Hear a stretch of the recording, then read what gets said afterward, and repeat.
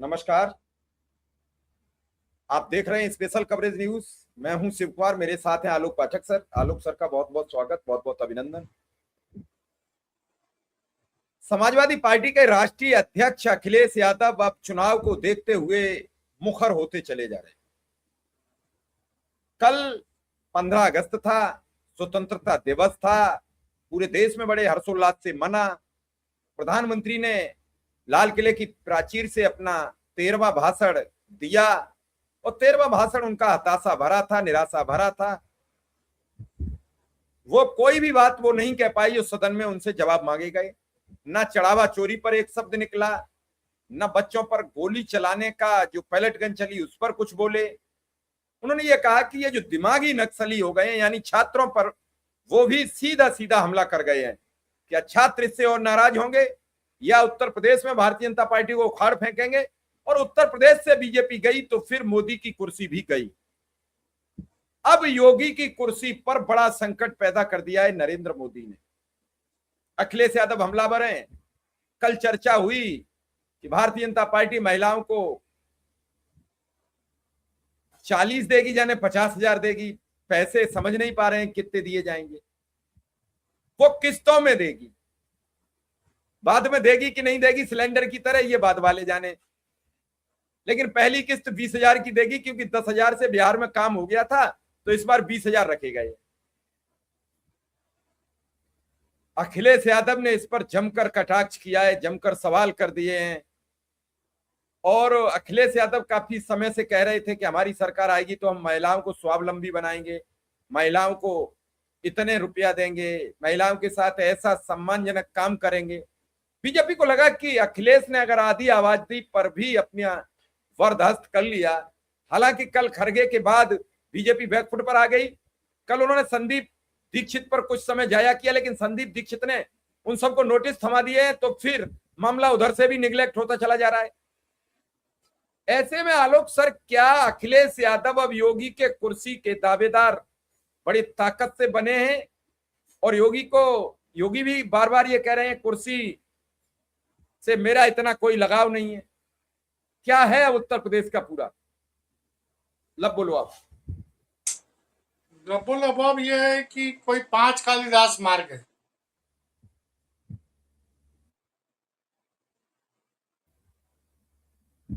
पांच कालिदास मार्ग कहीं कोई जगह है जी। वहां सुना कि कुछ ऐसा हो गया जो होना नहीं चाहिए।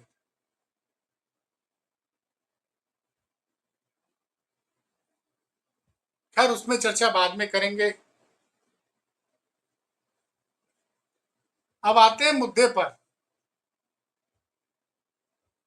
मुद्दा यह है कि अखिलेश जी ने पहले बोला था कि हम महिलाओं को 40,000 देंगे। योगी जी बोल रहे हैं 50,000 देंगे। मतलब अखिलेश जी अगर 50,000 बोलते थे तो महिलाओं को 60,000 का ऐलान कर सकती थी भाजपा, 10,000 बढ़ा के।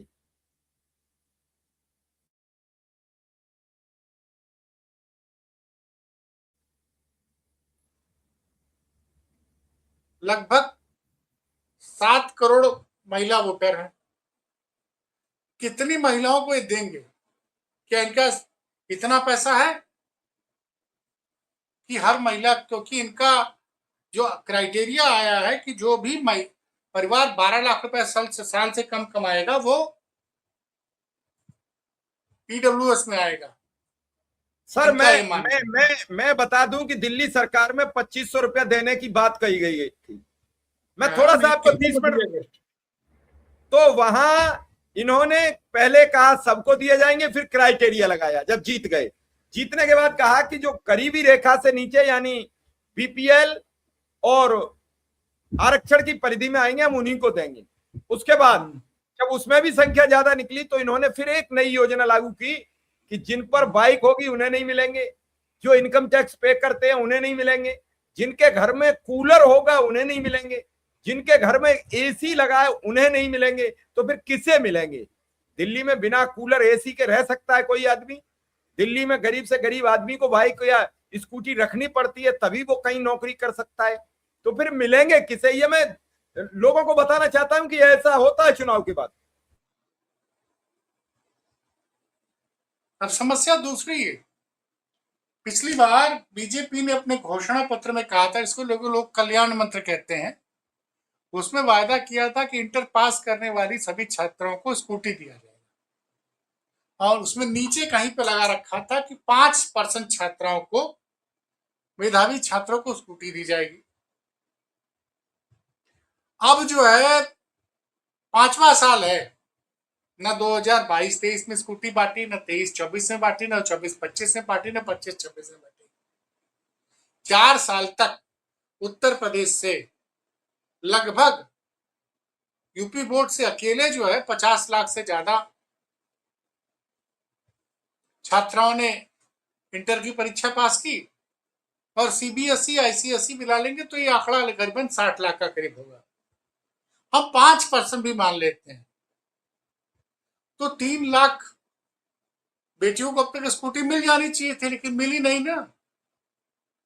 अब इस साल सुने कि 400 करोड़ का बजट अलॉट हुआ है, पता नहीं कब वो शुभ दिन आएगा। लेकिन जिन्होंने 22-23 में, 23-24 में, 24-25 में, 25-26 में 12th का एग्जाम पास किया, उन बेटियों को तो कुछ नहीं मिला, स्कूटी तो छोड़िए 5 लीटर पेट्रोल भी नहीं मिला। तो ये तो इनकी हकीकत है, इनके वादों की। अब ये कह रहे हैं, पहली बात है कितनी महिलाओं के अकाउंट में 20,000 रुपए डालेंगे, क्योंकि 6 करोड़ महिलाएं हैं। बिहार में लगभग 3-3.25 करोड़ महिलाएं थी, और उसमें चुनाव के पहले सिर्फ 1.25 करोड़ महिलाओं के वो अकाउंट में 10,000 रुपया गया था। उसके बाद किसी के अकाउंट में 5 पैसा नहीं आया। तो आप समझिए कि वायदे तो लोग कर देते हैं, कितनी महिलाओं के अकाउंट में पैसे जाएंगे, ये बड़ी बात है। दूसरी बात, मुद्दा लॉ एंड ऑर्डर का है। लॉ एंड ऑर्डर में योगी सरकार बुरी तरह से फेल हो रही है, बुरी तरह से फेल हो रही है। जेनजी तो छोड़िए, अब तो जेन अल्फा नाराज हो जा रहा है। जेन अल्फा की नाराजगी खबर पूरे उत्तर प्रदेश से आ रहा है। कानून व्यवस्था का ये हाल है कि पानी पीने को लेकर विवाद हो जाता है कुशीनगर में, और एक छात्र की जान चली जाती है और 3 पुलिस वाले घायल हो जाते हैं। जिस वक्त उत्तर प्रदेश के मुख्यमंत्री ध्वजारोहण करने के बाद बड़े बड़े भाषण दे रहे थे, गोरखपुर से बगल में ही कुशीनगर है।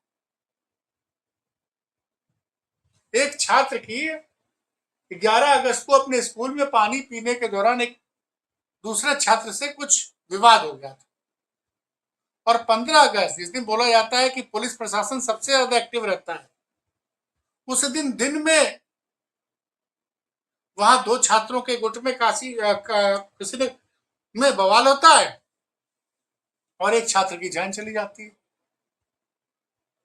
मुख्यमंत्री को भाषण देने से फुर्सत ही नहीं है।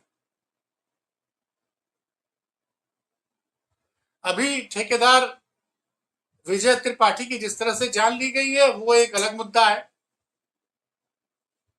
योगी आदित्यनाथ आज भी उनसे मिलने नहीं पहुंचे, आज भी नहीं पहुंचे। सवाल यह है, 27,000 प्राइमरी स्कूल आपने बंद कर दिए, और अब तो आज से कॉकरोच जनता पार्टी का वो अभियान शुरू हो गया, ग्रामीण क्षेत्र के स्कूलों का हम का निरीक्षण करेंगे। जहां पे टॉयलेट नहीं होगा वो बताएंगे, जहां पे स्कूलों में पीने की पानी की व्यवस्था नहीं होगी वो सारी चीजें हम हाईलाइट करेंगे। तो इन्होंने क्या किया है, 27,000 तो स्कूल बंद कर दिए हैं। 6 सालों से शिक्षकों की कोई वैकेंसी निकाली नहीं है। अब आजकल एक नया तरीका आ गया है। आज योगी जी ने घोषणा की कि प्राइवेट स्कूल के टीचरों को वो मुफ्त इलाज देंगे, 5 लाख रुपए। भाई आयुष्मान कार्ड में तो वैसे ही 5 लाख रुपए का इंश्योरेंस मिलता है। तो क्या ये 5 लाख रुपए आयुष्मान कार्ड के अलावा दे रहे हैं? पहली बात। प्राइवेट स्कूल के शिक्षकों को कितनी तनख्वाह मिल रही है, इस पे कोई पॉलिसी बनाएंगे योगी आदित्यनाथ जी? और एक यूजर ने कल कहा था कि 50,000 रुपया महीना आप किसी महिला को एक बार दे देंगे, साल भर में मान लीजिए दे भी देते हैं, उससे उसके परिवार का क्या भला हुआ? आप महिला को शिक्षित कीजिए, उसको स्किल एजुकेशन दीजिए ताकि वो हर महीने 20,000 30,000 कमा सके, वो ज्यादा काम आएगा ना। और जब तक उत्तर प्रदेश में अर्थव्यवस्था मजबूत नहीं होगी, जब तक इकोनॉमी मजबूत नहीं होगी, ये फ्री की रेवड़ी चाहे सत्ता पक्ष हो चाहे विपक्ष, ये जनता को बेवकूफ बनाने का तरीका है। कांग्रेस शासित राज्यों में सरकार की मुफ्त योजनाओं को चलाने के लिए पेट्रोल और डीजल पे 90 पैसा या 60 पैसे का टैक्स लगा दिया गया है। तो पैसा तो आप ही से निकाल रहे हैं, आपके एक पॉकेट से ले रहे हैं, दूसरे पॉकेट में डाल दे रहे हैं। आपने बोला ना कि दिल्ली में ये हुआ कि स्कूटर जिसके पास होगी उसको हम 2500 रुपया नहीं देंगे। बेहतर ये होता कि आप उन महिलाओं को ऐसा काम दे देते जिससे वो महीने में 8,000 10,000 कमा लेती, और ऐसे काम दिए जा सकते हैं। छोटे छोटे सेल्फ हेल्प ग्रुप के जरिए आप काम कर सकते हैं। आप बात करते हैं हैंडीक्राफ्ट की, बात करते हैं महिलाओं की जो वन डिस्ट्रिक्ट वन प्रोडक्ट की बात आप करते हैं, तो महिलाओं को उद्यम और छोटे छोटे उद्यम वो कैसे लगाए, उनको सिलाई की ट्रेनिंग दी जाए। और आजकल एक काम और हो गया है, कई महिलाएं सेल्फ हेल्प ग्रुप में बहुत बढ़िया नमकीन और तमाम चीजें बनाती हैं, उसमें डालिए, हेल्थ सिस्टम में आप उनको एजुकेट कीजिए। आप जो है महिलाएं बहुत अच्छी शिक्षक साबित होती है, 1.5 लाख शिक्षकों की जगह खाली है, आप भर्ती निकाल दीजिए। 1.5 लाख शिक्षक का मतलब क्या होता है कि एक परिवार में 4 से 6 लोग होते हैं।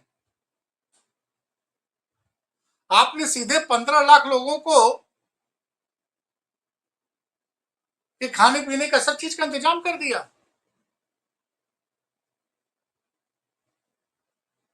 तो आप महिलाओं को शिक्षित करने के लिए, स्वरोजगार के लिए कोई योजना तो लाएंगे नहीं। और एक बार आप, जैसे बिहार में क्या हुआ, 10,000 दिया, उसके बाद से वो इंतजार हो रहा है, उनको तो 2 लाख रुपया मिलना था। सर कई जगह तो वो 10,000 वसूलने भी पंचायत के सेक्रेटरी पहुंच गए थे कि तुम्हारे खाते में गलत आ गए हैं। चुनाव बाद कई लोगों से झांझ झपट हुई, कई लोगों से रिकवरी भी कर ली गई। आलम यह था कि महाराष्ट्र में जो बहिनी सम्मान योजना थी महाराष्ट्र में, उसमें इन लोगों ने 6 लाख पुरुषों के अकाउंट में पैसा डाल दिया था। तो पता चला, तो ये जो बात है ना कि क्या इनके पास इतना फंड है कि क्या चुनाव के पहले ये 6 करोड़ से ज्यादा महिला वोटर हैं, तो क्या ये 2-3 करोड़ महिलाओं के अकाउंट में 20,000 डाल पाएंगे? इतना फंड है, और इतना फंड अगर ये उसमें डाल देंगे तो फिर इसका मतलब जो महत्वपूर्ण विभाग के बजट हैं, जैसे पीडब्ल्यूडी, स्वास्थ्य, बिजली, इन चीजों पे फिर लगता है कोई काम होगा नहीं। आलोक सर एक और बड़ी बात है कि 92 लाख महिलाओं के महाराष्ट्र में बंद हो गए पैसे जाने। अब अभी आप कह रहे हैं, लेकिन पैसे को लेके तो जंग छिड़ी हुई है। कुछ आप कह रहे थे कालिदास मार गए, वहां कुछ बवाल हुआ है, वो बात तो फिर रही जा रही है। नहीं, उसमें मैं बाद में जब कुछ और पुख्ता सबूत आ जाएंगे तो मैं बताऊंगा। सोशल मीडिया पे कुछ चल रहा है, अभी तक क्या खबर है, अभी तक जो सूत्र क्या कह रहे हैं? नहीं, मैं उसकी चर्चा नहीं करना चाहता। पुख्ता खबर आ जाए तो उस पर बात होगी। मतलब उससे ये पता चल रहा है कि सब कुछ ठीक नहीं है।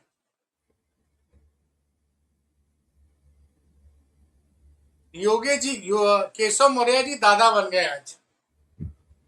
दादा दादा बन गए? हाँ, दादा बन गए। उनके पुत्र को, उनके पुत्र, एक पुत्र के पिता बनने का सौभाग्य मिला। क्या योगी आदित्यनाथ ने इसके लिए केशव जी को बधाई दी कि केशव जी आप दादा बन गए, आपको बहुत बहुत बधाई? आपको सुनाई दिया, कहीं पढ़ा आपने? नहीं, मैं देख लेता हूँ एक बार फिर कहीं, मैं देख लेता हूँ कहीं धोखे धड़ाके में दे दी हो। तो शिष्टाचार की बातें होती हैं।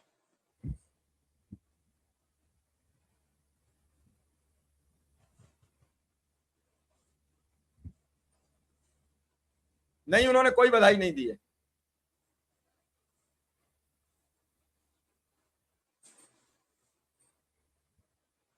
तो क्या सर माना जाए यूपी में धीरे धीरे भाजपा फंसती चली आ रही है? बस्ती चली आ रही है कि अब तो जो ये शुरू हुआ है, अब 11 साल, 12 साल, 13 साल, 14 साल, 15 साल के बच्चे बच्चियां जो अब एकदम समझ में उनको आ गया है कि उनको क्लासरूम बढ़िया चाहिए, उनको क्लासरूम में पंखा चाहिए, उनको अच्छे टीचर चाहिए। तो अगर ये हर जिलों में सड़कों पर आना शुरू कर देंगे तो योगी सरकार के लिए आने वाले दिनों में बड़ी मुश्किलें बढ़ने वाली है। मुश्किलें बढ़ने वाली है।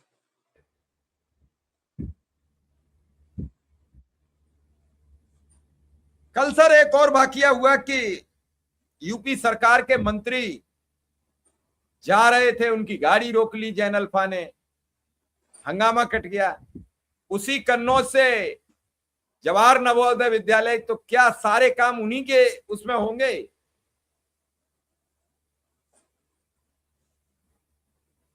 आलोक सर। नहीं, अब वो तो चीजें एकदम बुरी तरह से फंस गई हैं। अंदर से खबरें ठीक नहीं है।